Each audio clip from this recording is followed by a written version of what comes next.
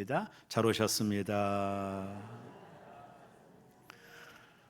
저희 교회가 오늘부터 봄전도 축제가 시작이 됩니다. 제가 어제 목회자들 전체 모임 때 유치부부로부터 작년에 이르기까지 함께 일에 동참하자고 말씀을 좀 드렸습니다. 특별히 설교 후에는 전도 8대식을 시작하므로 봄전도 축제가 진행이 됩니다. 해마다 가을에 가을 전도 축제를 했는데 다니엘 기도와 여러 가지 엉키는 바람에 금년부터는 봄에 새싹이 움돋는 이 봄에 한 영혼을 전도하는 전도 행사를 진행하려고 합니다. 이런 것을 교회가 이제 하게 되면 성도들의 반응이, 제가 지금 목회를 꽤 오래 했던 사람이기 때문에 어떤 분들은 적극적으로 참여하는 분이 있는가 하면 어떤 분들은 구경꾼으로 또 바라만 보고 계신 분들도 있다라는 것을 저는 잘 알고 있습니다. 그럼에도 불구하고 우리가 이 전도 축제를 시작하는 이유는 왜 우리가 전도를 해야 될까요? 여기에 대한 분명한 해답 때문입니다. 전도가 교회 존재 목적이기 때문에 그렇습니다. 제가 언젠가 신문을 보면서 어떤 대형 병원이, 큰 병원이 이제 부도가 나서 어려움을 당하는 것이 신문에 기록되어 있더라고요. 그래서 그 병원을 누군가가 인수해 가지고 아마 거기에 요양병원, 어르신들을 케어하는 요양원이 된 그 기사를 보면서 여러 가지 좀 생각을 했습니다. 여러분, 병원의 건물이 아무리 커도 병원이 존재하는 목적은 환자들을 고치는 거죠. 만약에 병원이 환자를 고치는 일을 멈추고 바자 일을 한다든가 또 여러 가지 사회 사업을 한다든가 그러면 사람들이 그럴 겁니다. 여보시오, 병원은 사람을 고치는 곳이지 바자회나 사회 사업하는 것이 아니지 않소? 라고 이야기할 겁니다. 여러분들도 동의하게 될 겁니다. 여러분, 교회가 존재하는 목적은 사회 사업을 위해서 존재하는 게 아닙니다. 교회가 존재하는 목적은 무슨 레크레이션을 한다든가 무슨 여기에 친교 모임을 갖는다든가 그러기 위해서 교회가 존재하는 것이 아니라 교회가 존재하는 궁극적인 목적은 영혼을 구원하여 제자를 만드는 것, 이것이 이 땅의 교회가 존재하는 목적이 됩니다.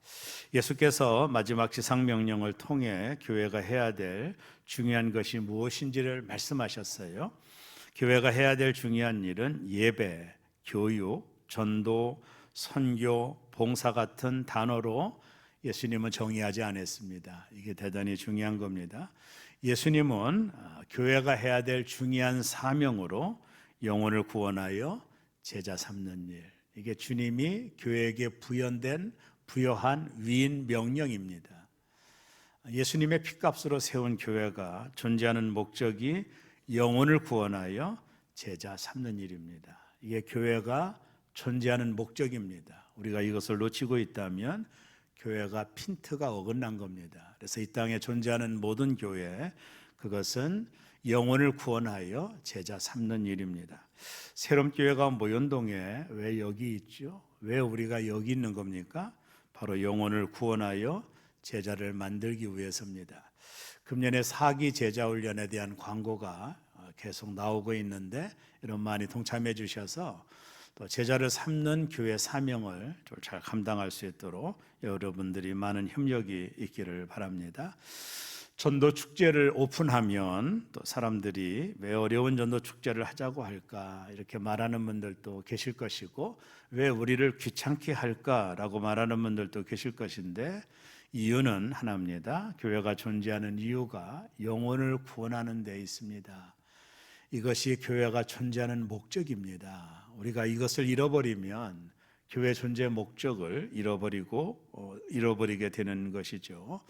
오늘 우리가 읽은 본문은 예수님이 이제 십자가 지시고 사흘 만에 부활하셔서 승천하시기 전에 제자들과 나눈 마지막 말씀이 오늘 본문에 나와 있는 말씀입니다. 예수님이 하신 말씀은 유언과도 같은 말씀이기 때문에 오늘 본문이 대단히 중요한 이유가 여기 있다, 이렇게 보면 됩니다. 오늘 본문을 통해 예수님께서 마지막 유언의 말씀으로 무엇을 말씀했는지 우리가 함께 나누기를 원하는데, 첫째는요, 예수께서 하신 일을 말씀하셨어요.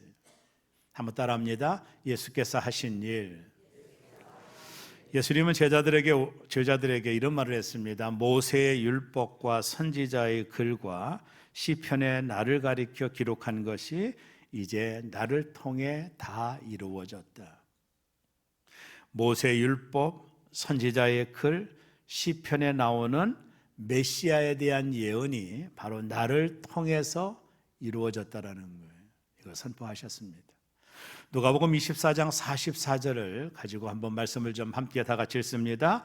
또 이르시되 내가 너희와 함께 있을 때에 너희에게 말한 바 곧 모세 율법과 선지자의 글과 시편의 나를 가리켜 기록된 모든 것이 이루어져야 하리라 한 말이 이것이라 하시고, 구약에 나와 있는 모든 메시지의 중심인 메시아 사상, 이 땅에 하나님이 오셔서 모든 백성들을 구원하는 이 메시아 니즘에 대한 이 사상, 선지자들을 통해서 전해진 이 메시아가 이 땅에 오셨는데 바로 나다. 내가 선지자들이 약속한 메시아다. 오늘 예수님이 부활하시고 난 이후에 이 말씀을 선포하셨어요. 그리고 나서 이어서 주님이 하신 일에 대하여 말씀하십니다. 누가복음 24장 46절 47절 대단히 중요하기 때문에 다 같이 읽습니다. 또 이르시되 이같이 그리스도가 고난을 받고 제3일에 죽은 자 가운데서 살아날 것과 또 그의 이름으로 제사함을 받게 하는 회개가 예루살렘에서 시작하여 모든 족속에게 전파될 것이 기록되었으니, 예수님 말씀하시기를 구약에 약속된 메시아가 나고 내가 이 땅에 와서 이런 일을 했는데 십자가에 죽고 사흘 만에 부활하셔서 누구든지 나를 통하여 제 용서함을 받는 이 일을 주님이 하셨는데 너희가 이 사실을 예루살렘에서 시작하여 모든 족속에게 전파하라라는 것이에요. 내가 이 모든 일을 마쳤다. 예수님 마지막 십자가에서 달려 죽으실 때 그분이 했던 7가지의 말씀 중에 하나, 다 이루었다. 모든 백성의 죄를 내가 다 담당하고 갚았다. 주님의 선언입니다. 구약 선지자들이 예언한 대로 예수께서 고난을 받고 십자가에 죽고 제3일에 부활할 것을 말씀했는데 내가 그 일을 모두 이루었다. 그래서 예수를 믿으면 누구든지 제사함을 받게 된다라는 거예요. 그분이 우리의 모든 죄를 속량하셨다. 주님이 이 일을 위하여 3년 동안 이 일을 감당했다. 구약에 약속된 모든 예언의 말씀을 내가 이루었다. 내가 모든 사람의 죄를 담당하고 십자가에 달려 죽고 사흘 만에 부활함으로 누구든지 예수를 믿게 되면 지옥 가지 않고 천국에 들어가는 이 축복의 길이 열려 있으니 너희가 이 복음을 예루살렘으로부터 시작해서 온 족속에게 전해야 된다. 오늘 예수님의 선언입니다. 이건 너무나도 기쁜 소식이죠. 여러분, 이보다 더 기쁜 소식이 있습니까? 여러분, 지옥 가는 인생이 100년, 200년 지옥에서 사는 게 아닙니다. 영원히 지옥의 고통을 받는 거예요. 그런 인생, 예수를 믿으면 천국 간다라는 이것이 복음 아닙니까? 이보다 더 기쁜 소식이 이 땅에 있습니까? 그래서 이 사실을 복음이라고 하는 거예요. 가스펠, 기쁜 소식이라는 거예요. 우리의 죄가 예수님을 통해 완전히 용서받은 거예요. 놀라운 소식입니다. 마틴 루터가 자신의 죄 문제 때문에 딜레마에 빠졌어요. 어떻게 하면 내 죄가 용서받을 수 있을까? 날마다 짓는 반복된 죄 가운데 자신이 너무나도 고통스러운 거예요. 그런 고민을 안고 어느 날 꿈을 꿨어요. 꿈을 꿨는데 꿈속에서 큰 흙판이 하나가 나타나서 그 위에 이렇게 기록되어 있습니다. 자신의 죄가 낱낱이 기록되어 있는 것을 보게 된 거예요. 마틴 루터의 모든 죄가 디테일하게 다 기록되어 있는 것을 마틴 루터가 본 거예요. 얼굴을 들 수가 없었어요. 너무나도 고통스러워서 얼굴을 들 수가 없었는데 그 흙판 위에 또 하나의 글자가 나옵니다. 그 아들 예수의 피가 우리를 모든 죄에서 깨끗하게 하실 것이다. 이거를 보는 순간에 마틴 루터가 가지고 있었던 죄 문제가 완전히 해결됐어요. 예수님이 나의 모든 죄를 짊어지시고 십자가에 죽으심으로 내가 그분을 믿게 되면 나의 모든 죄가 용서받는구나, 내 죄가 용서받는구나, 이 사실을 마틴 루터가 꿈속에서 경험하고 나서 환희의 기쁨을 누렸다고 그의 책에 기록된 것을 본 적이 있어요. 복음이 뭐죠? 기쁜 소식입니다. 여러분, 죄인은 천국에 갈 수가 없어요. 의인만이 천국에 갑니다. 로마서 2장에 보면 의인은 없나니 아무도 없다고 그랬어요. 한마디로 말하면 모든 인류는 다 죄악의 길로, 지옥의 길로 가는 것이 인생이었어요. 이것을 불쌍히 여겼던 하나님이 아들을 이 땅에 보내 우리 대신 십자가에 달려 죽게 함으로 우리를 의롭게 여겨주신, 우리가 왜 천국 가죠? 의로워졌기 때문에 가는 겁니다. 예수님의 모든 피가, 그분의 피가 나의 과거, 현재, 미래의 모든 죄를 덮어주신 거예요. 그래서 하나님은 나를 볼 때 죄 없다 보시는 거예요. 이것이 예수 믿는 성도가 천국 가는 이유입니다. 하나님이 나를 의롭게 여겨주시는 거예요. 그 아들의 피로 나를 의롭게 여겨주셨기 때문에 천국의 의인만 갈 수 있는 자격을 내가 얻게 된 것, 이게 복음이라는 거예요. 우리 날 때부터 사형 언도를 받고 태어난 겁니다. 아담의 죄가 그 이유입니다. 아담의 모든 죄를 가지고 인류는 태어나는 거예요. 이걸 우리가 원죄라고 합니다. 사람은 태어나서 사형 선고를 받고 사형 집행을 기다리는 사형수와 같은 존재예요. 인간이 사면을 받지 않는 한 우리 모두는 육체에 죽은 후에 둘째 사망에 처합니다. 이 땅의 모든 사람은 육체가 죽어요. 80이 되든 90이 되든 죽어요. 이게 첫째 사망이거든요. 여기서 끝나는 것이 아니라 모든 사람에게는 둘째 사망이 있어요. 이게 중요한 겁니다. 요한계시록 20장 14절은 그 이야기를 합니다. 다 같이 읽습니다. 사망과 음부도 불못에 던져지니 이것은 둘째 사망 곧 불못이라. 둘째 사망이 뭐예요? 첫째 사망은 우리의 육체가 죽는 죽음이고, 둘째 사망은 우리가 지옥에 떨어지는 거예요. 거기서 얼마를 살까요? 영원입니다. 천년 만년이 아닙니다. 영원히 사는데 곧 이 불못이 뭐예요? 유황불이라는 뜻이거든요. 한번 상상해 보세요. 그 유황불에서 죽지도 않고 영원히 산다고 상상해 보세요. 소름이 끼치는 이야기예요. 이런 절망적인 인류에게 하나님이 예수님을 보내주신 거예요. 사형 언도를 받은 우리에게 예수님 보내주셔서 그가 대신 나를 위하여 십자가에 달려 죽으신 거예요. 내 대신 죽은 것.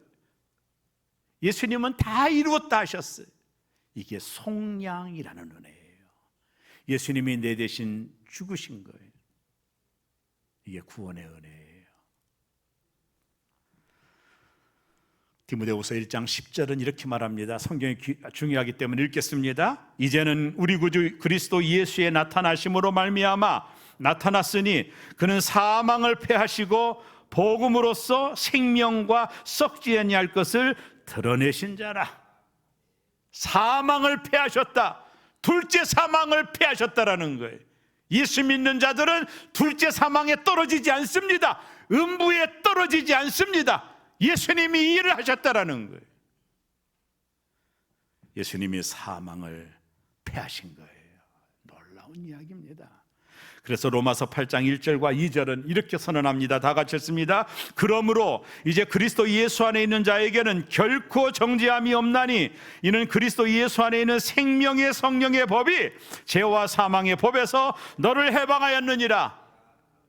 죄와 사망의 법, 죄삭은 사망이고 지옥에 들어가는 이 법에서 예수님이 생명의 법, 영생의 법으로 우리를 해방시켰다라는 것입니다. 이제부터는 누구도 우리를 정죄할 수 없다라는 거예요. 왜요? 우리가 구원을 받았기 때문입니다. 오늘 예수님이 내가 이 일을 마쳤다라는 거예요. 내가 이 일을 마무리했다라는 거예요. 예수로 인해 생명의 성령의 법이 죄와 사망의 법에서 우리를 해방시킨 겁니다. 이것이 오늘 마지막 승천하시기 전에 주님이 하신 말씀이에요. 제자들아, 구약에 예언된 메시아가 바로 나야. 내가 이 땅에 와서 십자가 지고 죽었어. 사흘 만에 부활했지? 너희가 부활의 몸을 보고 있지? 사망 권세를 깨트린 거야. 내가 인류의 모든 죄를 담당하고 죽었어. 첫째 아담은 모든 인류에게 죄를 물려줘서 사망을 줬지만 둘째 아담인 나는 십자가에 죽고 부활함으로 생명을 준 거야. 너희가 알아야 된다. 내가 이 일을 위해서 왔고 내가 이 일을 마무리했어. 이제부터는 이 복음이 예루살렘을 중심으로 온 족속에게 전해져야 된다. 이 기쁜 소식을 전해야 돼. 오늘 예수님이 제자들에게 마지막 주신 말씀이에요. 그래서 둘째는요, 증인이 돼야 되는 거예요. 오늘 본문에 예수께서 민족을 구원하기 위해 십자가에 죽고 부활함으로 죄와 사망에서 우리를 구원하신 것을 설명하고 난 이후에 이제 너희가 이 예루살렘을 중심으로 해서 모든 족속에게 이 기쁨의 소식을 전해야 된다. 이 기쁨의 소식에 너희가 증인이 되어야 된다. 오늘 누가복음 24장 48절에 너희는 이 모든 일에 증인이 되어야 된다. 예수께서 부활하시고 제자들에게 주신 단 하나의 명령이 있습니다. 땅끝까지 이르러 내 증인이 되라입니다. 예수님이 이렇게 말하지 않았어요. 야, 교회가 사회사업 잘해야 된다. 교회가 교육 잘해야 된다. 교회가 선교 잘해야 된다. 이렇게 말하지 않고 땅끝까지 이르러 내 증인이 되라. 주님의 명령이에요. 우리는 예수님을 증거해야 돼요. 언제 어디를 가든지 우리가 누구에게 속한 자인지를 분명히 밝혀야 돼요. 그리고 담대히 예수를 전해야 됩니다. 여러분, 증인의 삶은 결코 쉽지 않아요. 이 증인이라는 헬라어 마투리우스라는 단어가 순교자라는 뜻이거든요.